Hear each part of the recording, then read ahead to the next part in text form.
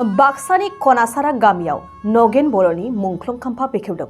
Again बर'आ सासे बर' हारिनि राव थुनलाइ सिबिग्रा लोगोसे ओनसोलनि आरो समाजनि जेंना जेंगोनाखौ सुस्रांनायाव गावखौ बाउसोमग्रा गागि दिथागिरि सुबुंमोन।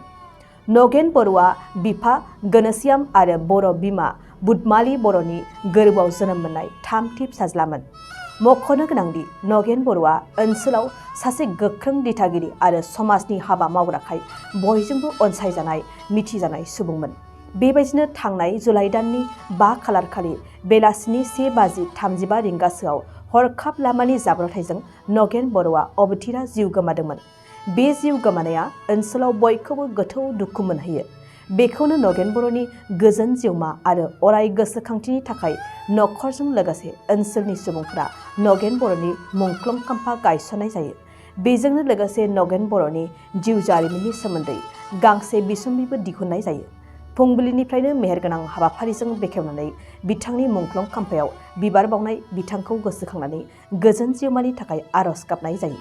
बे मेहेरगोनां हाबाफारियावनो बाहागो लायो सालबारि गुदि बर' थुनलाइ आफादनि आफादगिरि रसेन मोसाहारि, बागमारा नर्थ कामरुप कलेजनि बिबुंगोरा बिनय केरकटारि आरो नखरजों लोगोसे ओनसोलनि साफ्रोमबो गुनगोनां मेलेमजिबि रायजो राजा सुबुंफोरा। बिथां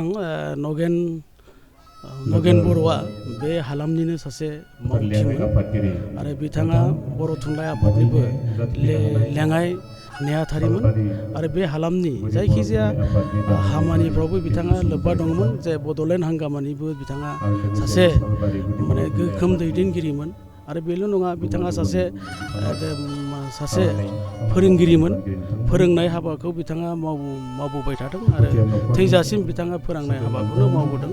बिथाङा सासे जोंनि समाजनि सासे मोजां इयुन जोलैफोरखौ मोजां मोनसे नोजोर लोगो नांनानै बिथाङा जे फोरोंनाय खामानिखौ अरायबो फोरोंबोदों आरो बेल' नङा, बिथाङा सासे जोंनि जायखिजाया हाबाफारियावनो बर'नि जायखिजाया हाबाफारियावनो जायखिजाया धोरोमानो जा गुबुन बर'नि धोरोमफोरावबो बिथाङा गावनि समखौबो गारनानै बिथाङा हाबा मावबोदों। दा बिथां जे बेफोरबायदि एसेबां गेदेर सासे हारिखौ मोजां मोनग्रा बिदि सासे दैदेनगिरिनि दिनै सारद' बे सारद'आव जोङो सालबारि गुदि बर' थुनलाइ आफादनिफ्राय आरो जा गेजेर बिजनि एबसुनिफ्रायबो आरो जोंहा बाक्सा जिल्लानि आफादगिरि मानगोनां उमेश दैमारि बिथां साराबो आरो गोबां बे हालामनि जोंनि हारिखौ मोजां मोनग्रा बा संगठनफोरनि गौथुमाबो बेवहाय नुजाथिफैदों।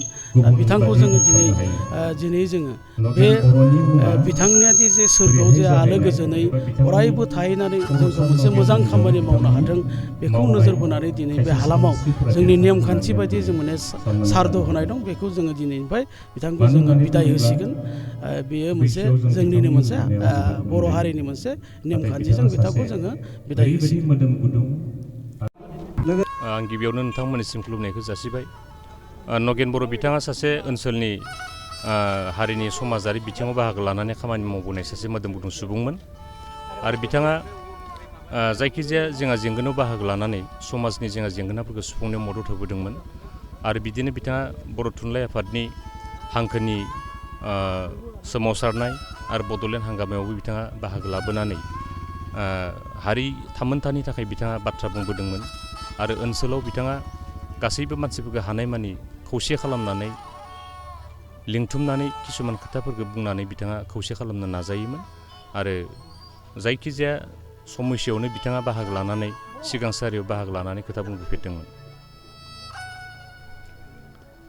बिथाङा दिनै थांनाय 2022 मायथाइनि 5 जुलाइआव रुंसारि जानायनि उनाव ओनसोलाव सासे मोदोम गुदुं सुबुङा जोबलांनायखौ खहा जादों होननानै आं दिनै बुंनो लुबैयो। मानो होननानै बुङोब्ला बेबादि मोदोम गुदुं सुबुङा गोमालाङोब्ला ओनसोलाव गोबां खहा जायो। बेखायनो बेफोरबादि सासे सुबुङा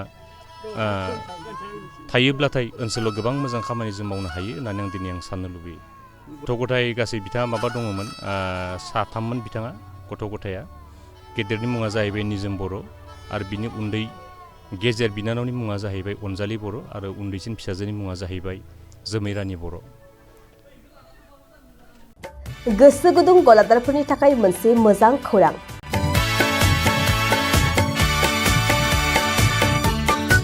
अदालगुरिनि रौता सारियालियाव खुंनो लानाय मिरु एबसुनि 50 बोसोरसालिया जथुमायाव एग्जिबिशननि थाखाय गलादारफोरनिसिम जर'खा फोसावनाय।